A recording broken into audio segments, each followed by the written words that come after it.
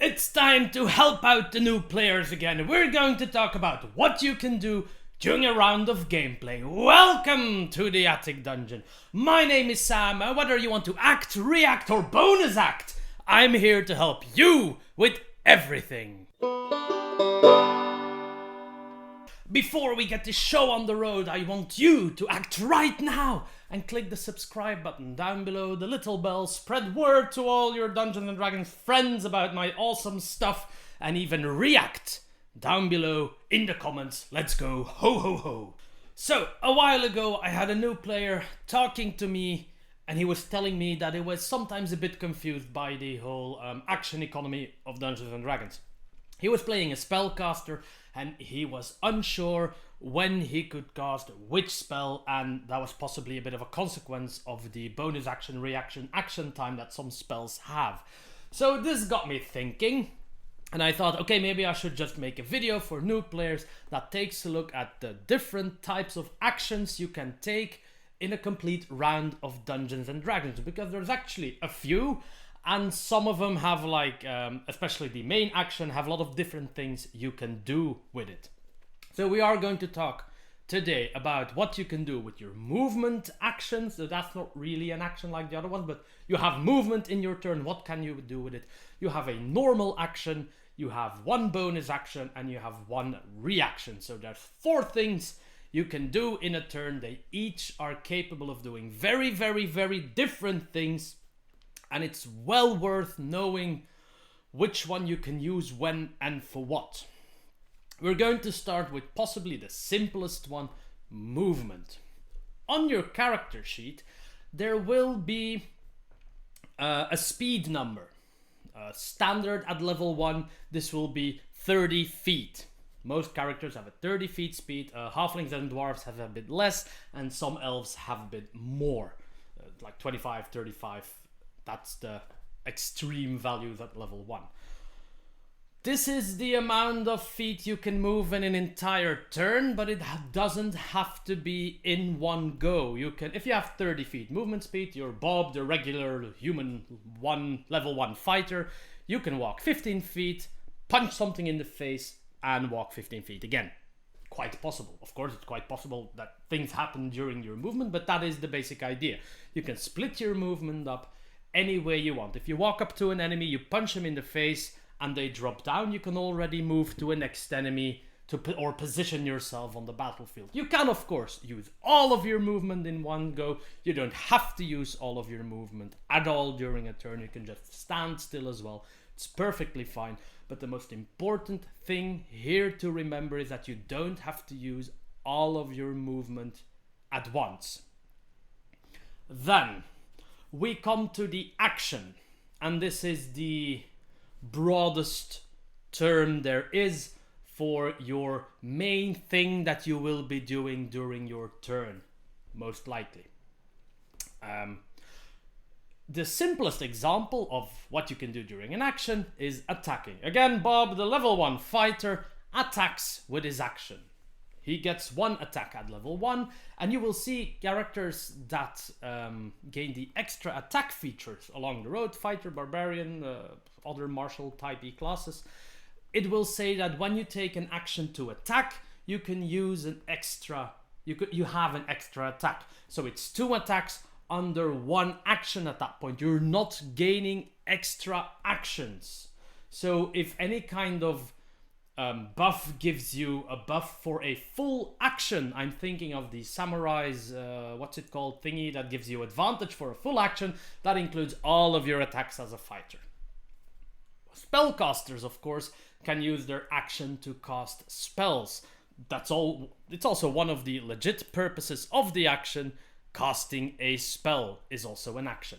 And you have to look at your spells, because not every spell requires an action to be cast. Most cantrips do. If you're casting your damaging cantrip at level 1, you're a level 1 wizard and you have Firebolt, because yay, great balls of fire, you will use your action to cast Firebolt, attacking a target at a distance, blah blah blah. Other spells don't require an action. They will use a bonus action or a reaction later I will tell you more about those. But the basic idea is that as a spellcaster, most of the time you will use your action to cast a spell. You can, of course, also use your action to attack. Yes, of course, if that is a valid option for you, do it. But a lot of spellcasters are not built around attacking, so will use their action to cast spells. Now, there's loads of other things you can do with your action. If you're not attacking, not casting a spell, there is stuff like dash, and that would mean that you use your action to double your movement value for the turn.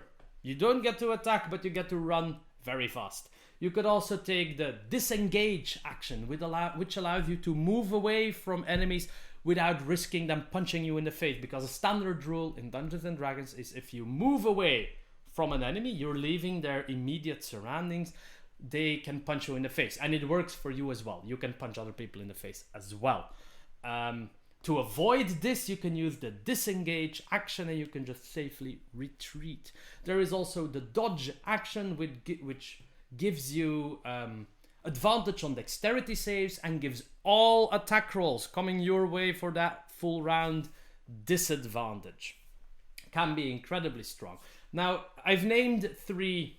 Oh, there's also hide. Again, as an action you can hide. Try to hide, stealth check, see if you remain hidden, possibly to surprise someone next round.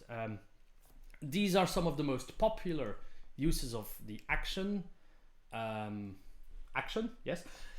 But the classes to which these are most relevant very often get the option to use those as a bonus action, so they don't have to give up their attack in order to dash or to disengage. I'm thinking of the rogue.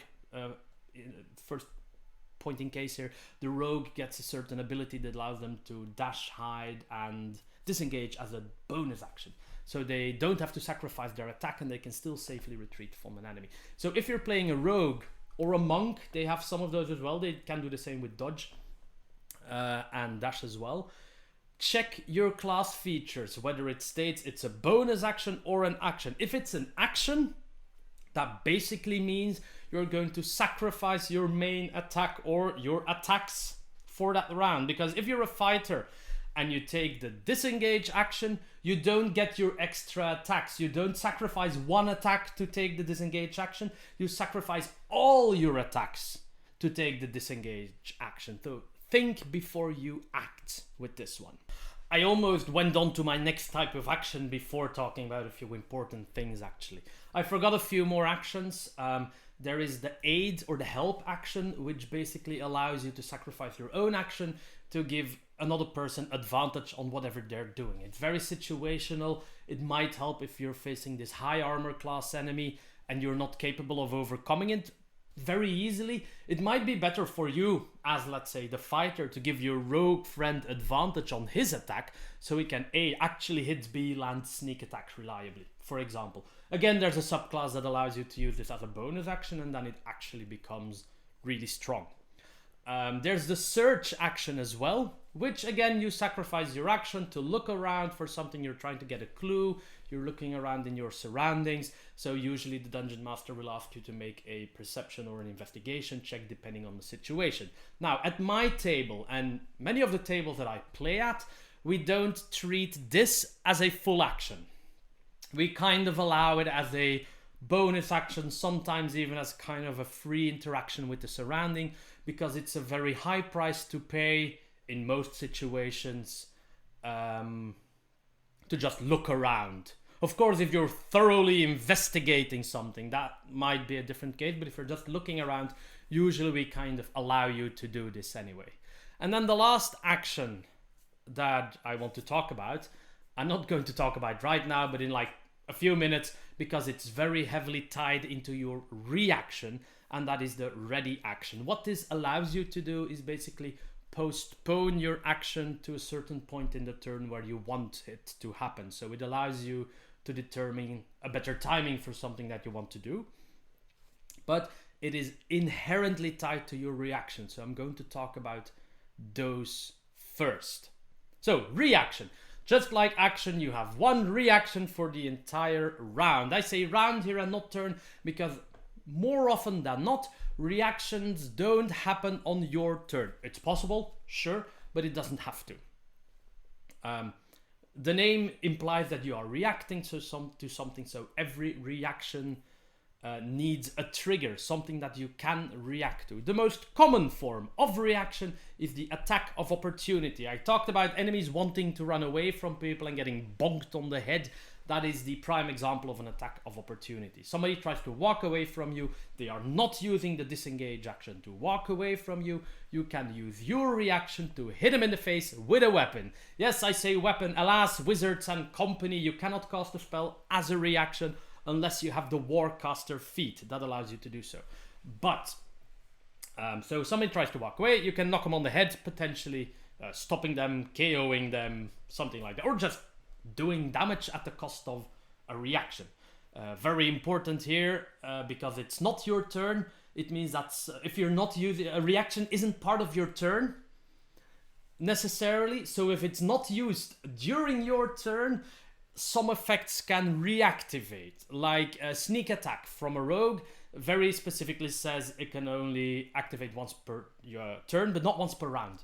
So if you sneak attack during your action and then during the movement of an enemy you shank someone, you can sneak attack again because it's not your turn. It's a different turn in the same round. Bit complicated, remember this. Other examples of reactions are some spells. First spell I'm thinking of, very popular level 1 spell, is Shield. Shield says that when you get hit with an attack, you can react by casting Shield, and you can add +5 to your armor class, potentially causing the attack to miss. You see, the trigger is getting hit by an attack, and the reaction is casting Shield. Trigger, reaction. Another one is Slow Fall. One of Feather Fall, what's it called? One of my personal favorites, actually, as a spell still. You see someone fall to their doom, you can react by casting the spell, and they will gently float down instead of dropping to their potential death. Trigger. Somebody falls down and you see them. Reaction, you cast Feather Fall. Nice examples. Now comes the ready action, because it's a bit more complicated and it takes both your action and your reaction, which is very important to know. If you take the ready action, you can specify a trigger when you want to take your action. For example, when the goblin attacks me, when the goblin moves closer to me, I want to attack him. Instead of you moving to the goblin because you know there's a trap somewhere, maybe you want to wait for the goblin to navigate through the traps and come to you, you can specify this. I want to hit the goblin when it reaches me, or when it comes within range. And when you do this, obviously you don't take your action, but when said goblin moves within range, you spend your reaction to take your action. Very important here, because that means that you cannot ready action, do an attack of opportunity because something just happens to be running by, and then still take your action. If you do that, you lose your readied action. So you ready an action, punch the goblin in the face. When it approaches, you spend your one reaction to take the action. Spellcasters can also ready a spell. So, same instance, when the goblin walks around the corner, I want to cast Firebolt at him. You ready Firebolt. It's already smoldering in your hands, ready for when the goblin comes around the corner, you just have to throw the damn thing. Sounds easy enough, but there's something very important here. If you are readying a spell for those seconds that you're holding it in your hand, no matter what the spell is, you are concentrating on it, even if it is not a concentration spell. So, readying Firebolt, Fireball, Lightning Bolt, Shatter, Thunderwave, all those lovely damaging spells requires your concentration. So if at the same time you were focusing on, let's say, Shield of Fate because you're a cleric, you would drop the Shield of Fate concentration, the spell would stop because you have to focus on the spell in your hand that you're preparing for the goblin. So be very, very, very aware of this spellcaster, that if you are readying a spell, you need both your action, your reaction, and your concentration. This can be very detrimental if you are concentrating on haste at the moment and you want to react, you want to ready a spell and react, the haste would leave your target, leaving them pretty much KO for one turn, because that's the downside of a haste. Be aware of this. I repeat it once more. Your ready action needs your action to prepare, your reaction to react, and your concentration if it's a spell. Then there's one more action, and that is the bonus action. And it's a bit of a loosey thing, actually. Is the standard bonus action that everybody has available to them is two-weapon fighting, basically dual wielding. If you want to attack, that uses your action, but if you want to follow up with an extra hit from a secondary weapon you're holding, that uses your bonus action, and then you are taking the two-weapon fighting bonus action. Everybody got that one. Again, some characters can build around it to make it stronger. I already explained this, but it's one of the reasons why dual wielding requires a dedicated build in 5e to be efficient, because you only ever have one bonus action. Even as a fighter, when you can attack 3 times with your main hand weapon, you can only slap them once with the offhand weapon. There's other uses for bonus actions. Some class features specify that they are a bonus action. I've already mentioned the Rogue's Cunning action, which transforms dash, hide, and disengage from being an action into being a bonus action. Other examples would be, the fighter has the Second Wind feature. You can use a bonus action to use Second Wind, and then you can heal yourself for a reasonable amount. There's also spells that have bonus actions as their casting time. So these are not spells that are so heavy and convoluted that they need to eat up your full action. You can cast these on the side. If you do so, that means you can only cast a cantrip as your main action, though. You cannot cast a big spell as your action and another decent spell as your bonus action. If you use a bonus action to cast, let's say, Healing Word, you can cast Toll the Dead as your action, but you cannot Healing Word and then Shield of Fate or whatever. There we are, an example of a spell that requires a bonus action. Healing Word, very nice healing spell. You can shoot at someone with your action and still heal an ally within range on the side as a bonus action. For spells in general, it is just really, really important that you look at the casting time. If the casting time says it's an action, bonus action, or reaction, you cast it during one of those moments.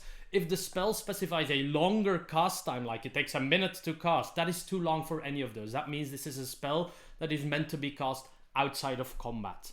Because if you would cast a spell that takes a minute to cast during combat, that means there's 10 rounds of you just casting your spell, I don't know, making your little circle on the ground with your dust and making freaky symbols, lighting the candles for a nice romantic evening of spell casting, all while 20 orcs are beating you in the face. So look at the casting time on your spell to learn when you should be casting this spell. Very important. And there you have it. That is movement, action, bonus action, and reaction. Hopefully cleared out a little bit for all you people who might be new to the game, or people who have been playing for a while but still had some questions about the actions. If you have any other questions, don't hesitate to let me know in the comments down below. And if all goes well, ladies and gentlemen, I'll see you all again in 2 weeks in the Attic Dungeon.